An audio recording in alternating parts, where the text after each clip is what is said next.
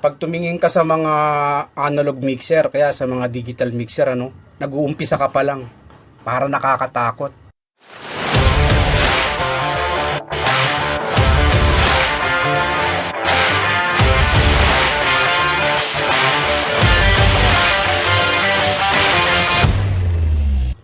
Parang ang hirap, ang hirap galawin. Yung mga kanyang, kasi nakikita mo yung mga features, yung mga faders, itong mga faders na to, yung mga knobs, at kung ano-ano pang pinipindot na mga something dyan sa board niya. Matatakot ka talaga na gumalaw. Pero pag laon at napapractice mo to, araw-araw na ginagamit mo, malalaman mo yung mga basics ng mga function ng anumang nakapaloob dito sa isang mixer. Unti-unti mo siyang malalaman. Ang gagamitin natin na analog mixer ngayon ay Mackie 1642 BLC Pro na 16 channel. At halos lahat ng analog mixer ay mga similar na layout.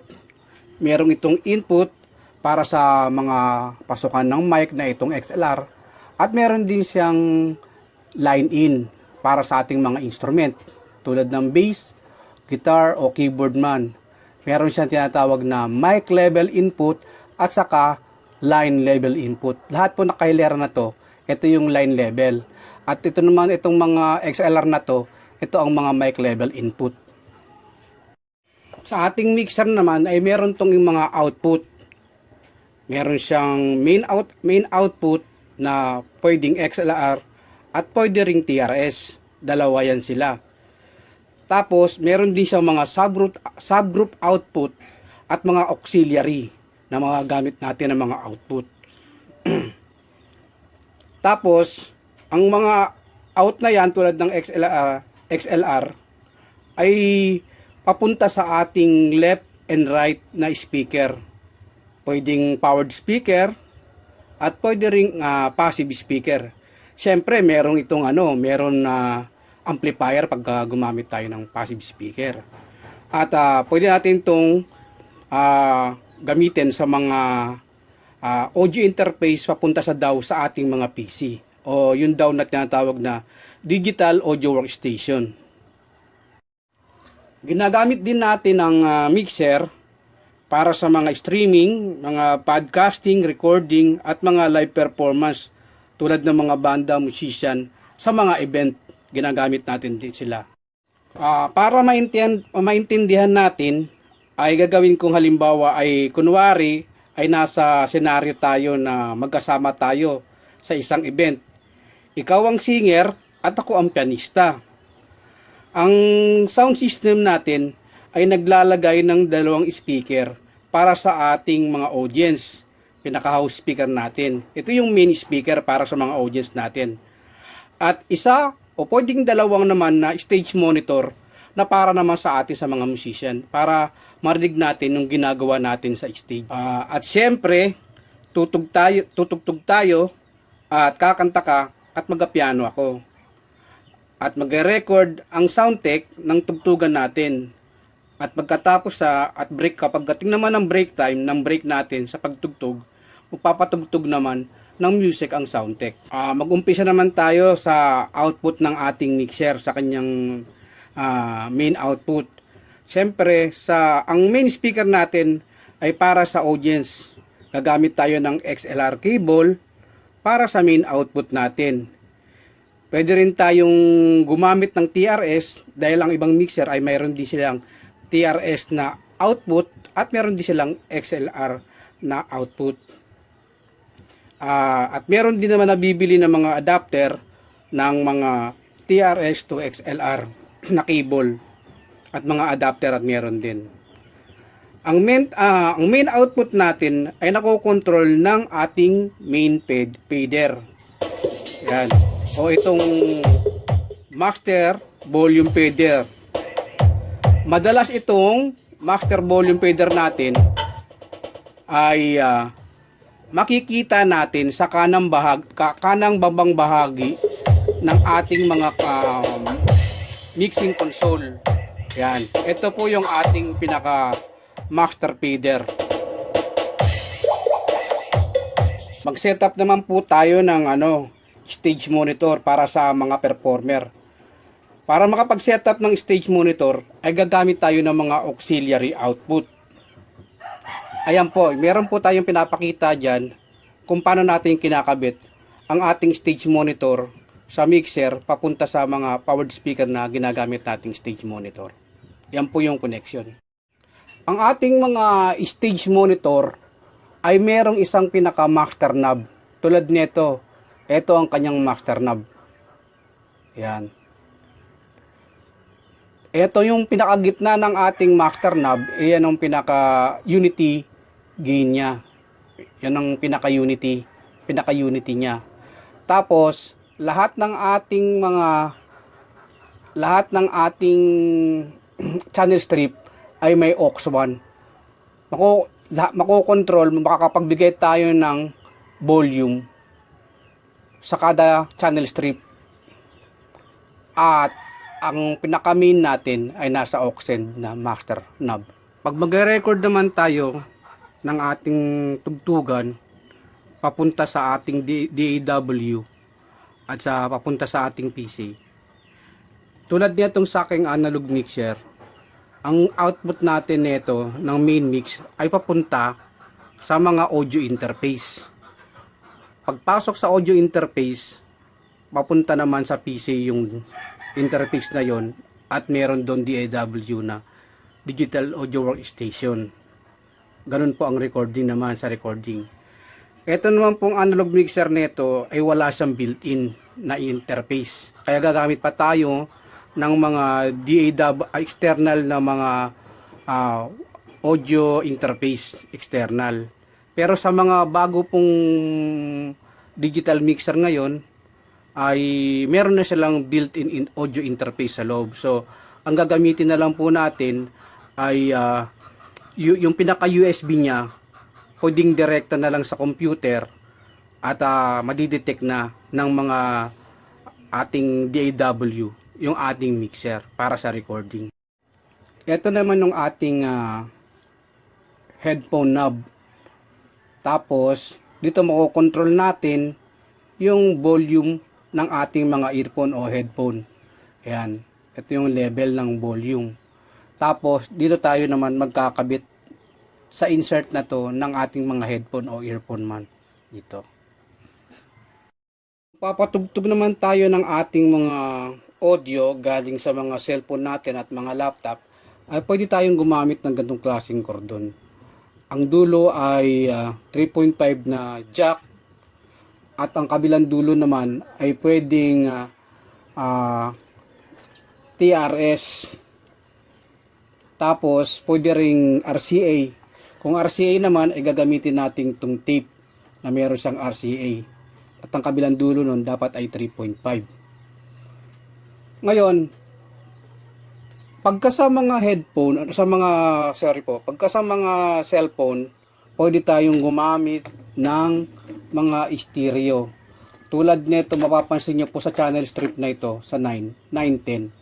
Dalawa po yung line in niya. Kaya po yan, dalawang line in na yan, stereo channel po yan, left and right. So, ang pagkabit niyan, dito po ganyan po tayo. Left and right. Ngayon, pwede rin tayong gumamit ng mga 3.5 jack na ganito. Tapos, ang kabilang dulo ay XLR na male naman, papunta sa ating mga mic level. Papunta sa ating mga mic level input. Pwede rin pong ganun. Dito po tayo nagkabit ng ating audio galing sa cellphone sa kanyang channel 4. At itong hilera ng channel strip na to, ito po, sa baba niyan, meron piyang naka-indicate na left and right. Tulad nito. So, pag hindi po ito naka-press in, nakabaon, hindi po tutunog sa main mix natin ang ating audio. Kasi ito yung pinaka, niyan. Pag pinindot natin yan, example lang po. Yan. At iaangat ko yung ating master fader.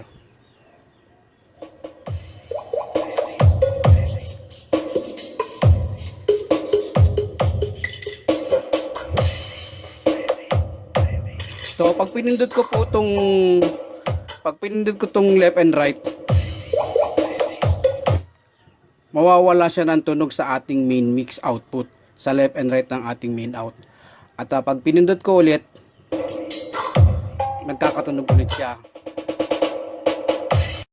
Ito naman po yung pinaka sub natin para sa subgroup. Ito yung subgroup out naman natin. Ngayon, papatugtugin natin yung main mix natin. Ito, main mix. Yan ang pinaka main mix natin. So, pag pinindot ko to, mawawala yung main mix. Tapos sa ating sub out 1, nagkabit po tayo ng isang speaker dyan. So, pindutin naman natin yung sub, ito, 1 and 2. Itong pinaka button na to. Tapos angat natin to. So, yan po yung sub. Ginamit natin isa lang. O, pinindot natin palabas yung sub out. Wala pong tunog yan. Wala. Yan. Yan. Isa tutunog. Ganon din sa 3-4. Pagka pinress natin to at inangat natin ng 3-4, tutunog po siya. Pag naka-press to. So, 1 lang ang ginamit natin na sub. Yan. Tapos, kahit ibaba natin yung ano, tutunog pa rin niya sa sub. Kahit nakababa yung main mix natin. Yan. Sub out natin, tutunog pa rin siya. Ngayon, pagdating pagsabayin niyan, pag pinindot natin tong left and right, pag pinindot ko tong left and right, na main out natin, main mix out. Yan. Yan yung main mix out. Tapos, ito yung sub natin, sub group.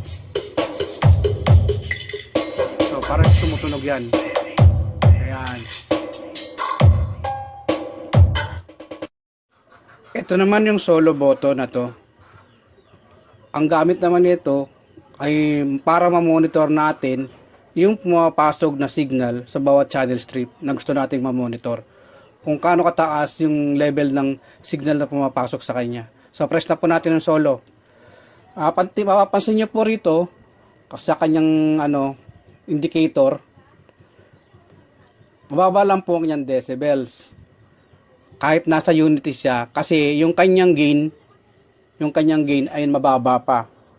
Tignan nyo po mabuti, pag inangat ko po yung gain niya, ayan, aangat po yan. Aangat siya.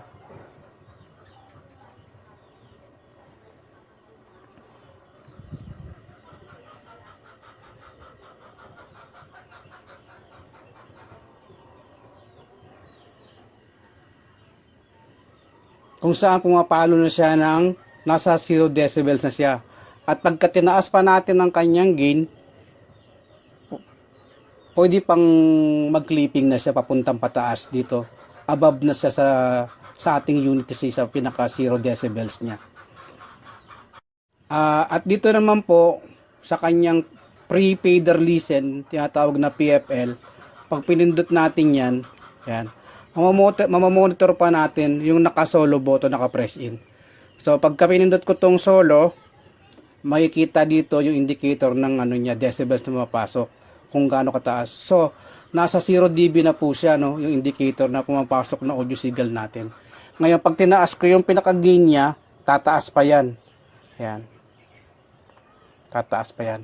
Hanggang sa umabot na siya sa clipping pag sobra-sobra na yung audio signal na pumapasok sa kanya. Yan po ang gamit ng ating solo button at ang ating mga pre-fader listen. Mas maigi po na pag tayo ay magpapatugtog, ang ating main mix natin level ay nasa unity lang. Nasa unity lang po.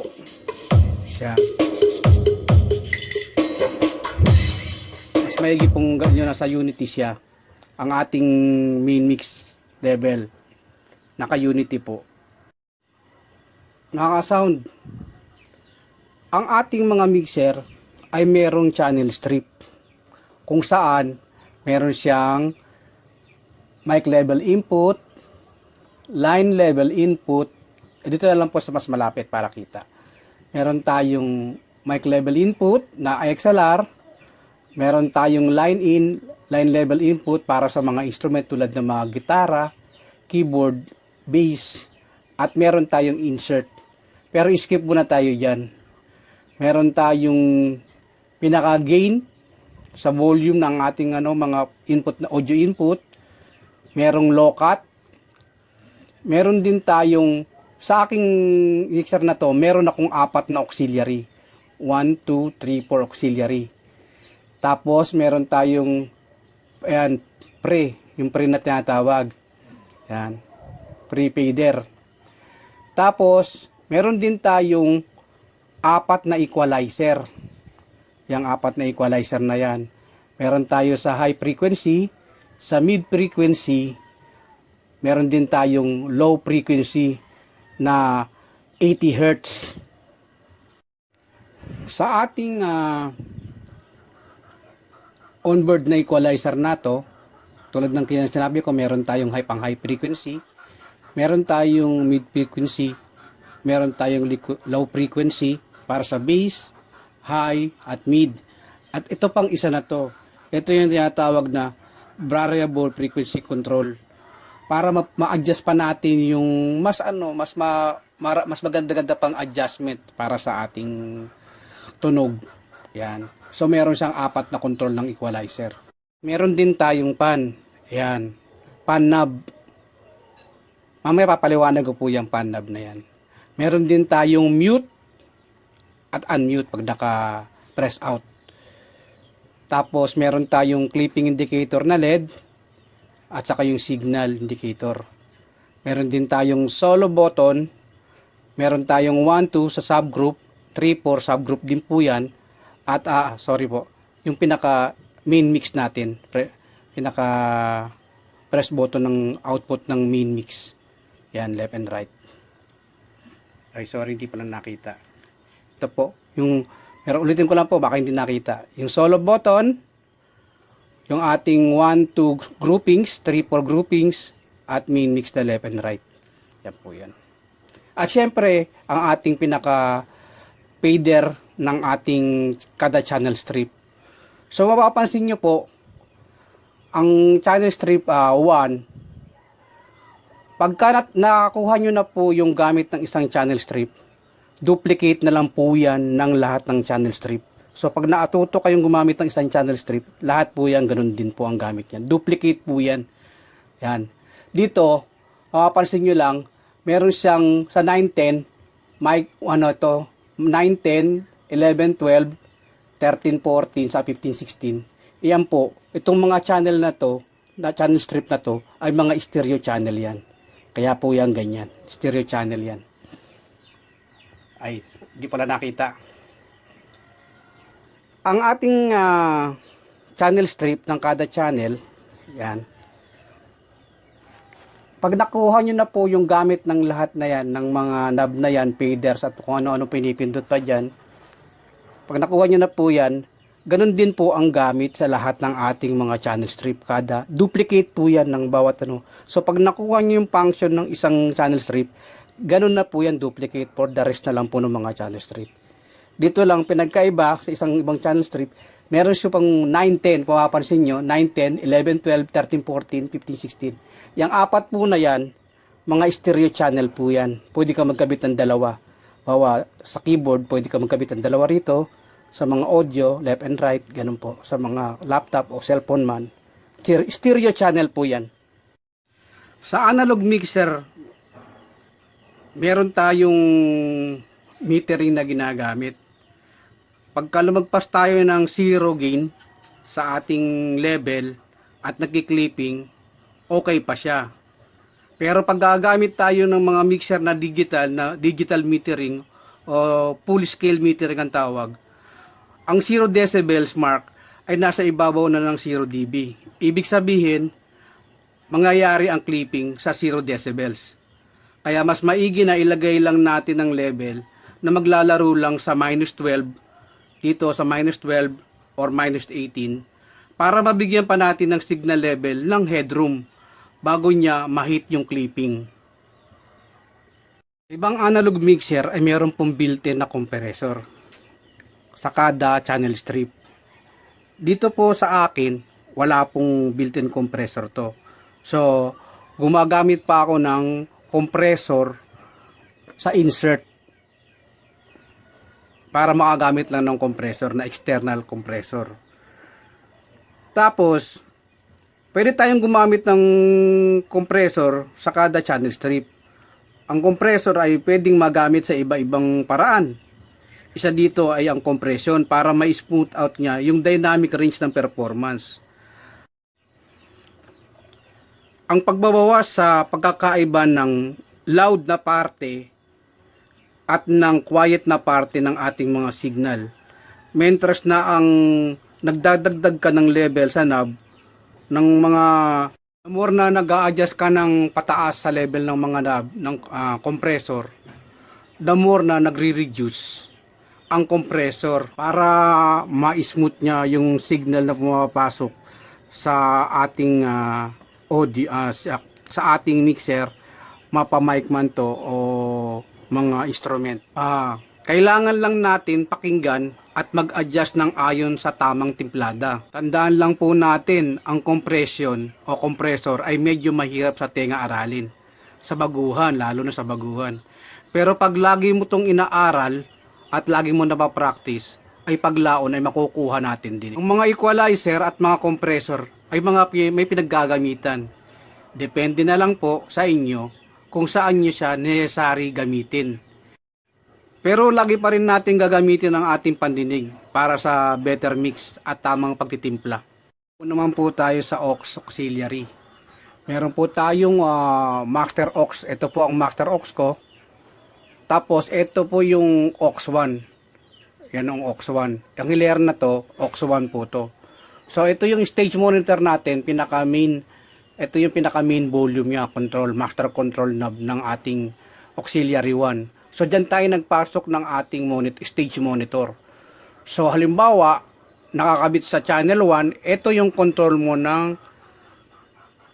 halimbawa, ito si vocals, lahat yan mula dito, inangat natin sa unity gain sa gitna.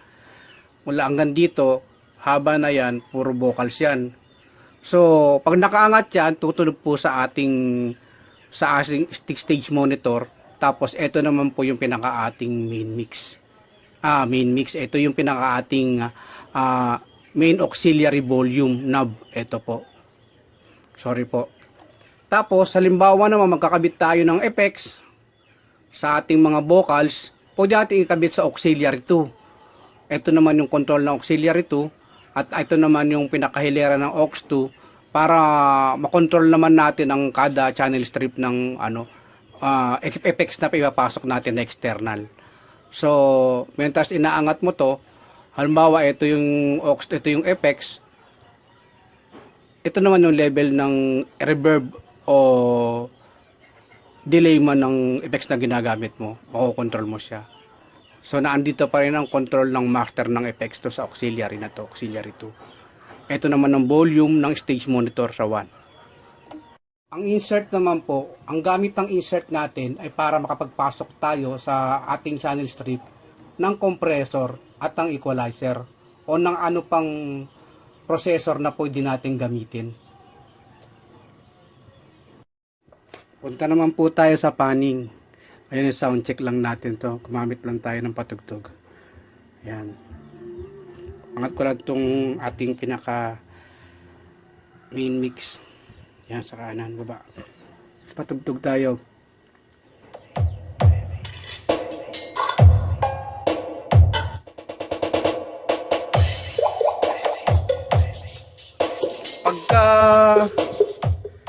Pagka itong panning niya, pagka sinagad ko sa kaliwa, ibig sabihin, yung tutunog lang, pagsagad sa kaliwa, yung tutunog lang yung left ng speaker natin.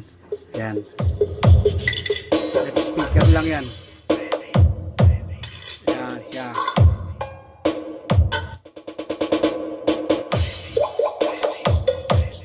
Tapos, pagka sinagad ko naman sa sakanan, ang tutunog lang yung ating kanang speaker sa main house.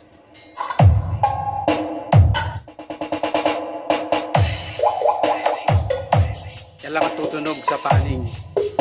So, pagka lagay naman natin siya sa alas 12 sa gitna, parehas tutunog yung mga channel niya. Channel left and right, pantay na siya, level na.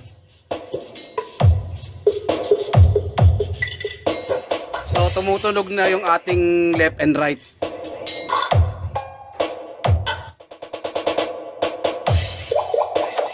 Ayan. Tumutunog na yung left and right natin. Tapos pagka naman pinihit mo ng kanan, sagad sa kanan, kanan lang tutunog sa atin. Pagka mga bandang alas 9, mas lamang yung kanan natin. Pero meron pa rin tunog yung kaliwa, lamang nga lang yung kanan. Nga paglagay naman natin sa alas 9, pag alas 9 naman, sorry po kanina, alas 3 pala yun. Pagka alas 9, mas lamang po yung kaliwa natin.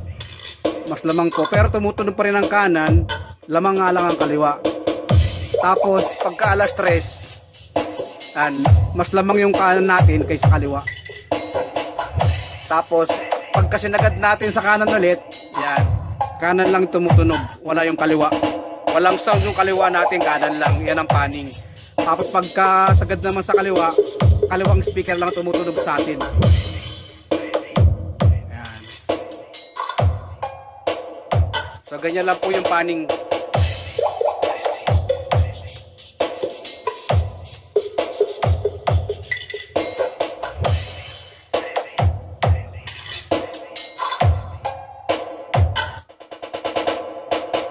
Bali, ito sa pan naman po tayo ngayon. Ngayon, ang gagamitin natin itong channel strip 1112 para sa demo na to ng panning. So buksan na natin yung ayan, record na tayo. Ayan. Ayan po yung audio ginamit natin. Mapapansin nyo po, ito yung pan. Pagka sinagad ko po yan sagad sa kaliwa, bali ang tutunog lang po sa atin ay yung pinaka left speaker ng ating main house.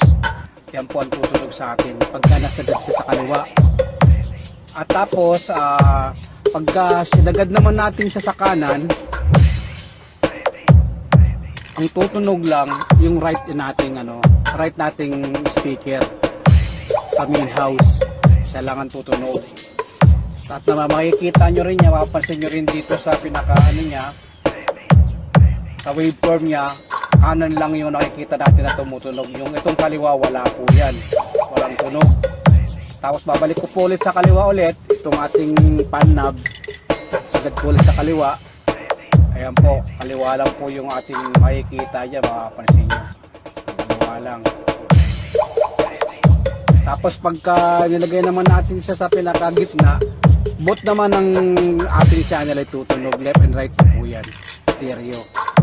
Makapasin nyo po, yan po. Yan, kita nyo yung dalawang waveform, left and right po yan, stereo na tumutunog na po yan. Yan na po siya, natunog na.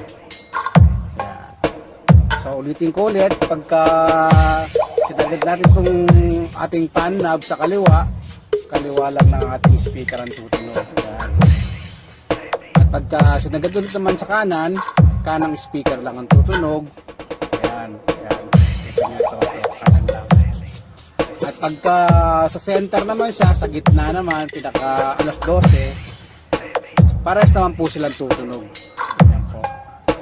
So ganyan po ang gamit ng ating panning.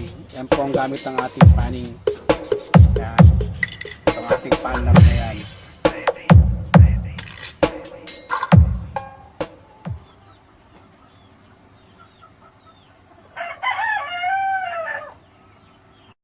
Mga ka-sounds, mga kabutingting, hanggang dito na lang po ang ating analog mixer basic po. Salamat po sa panonood, salamat po sa mga subscriber na walang sawang sumusuporta sa ating channel, at ganin din po sa mga napapasyal sa aking channel. Maraming salamat po. Sa mga silent viewer din po na nakakapasyal sa aking channel, maraming salamat po sa inyo.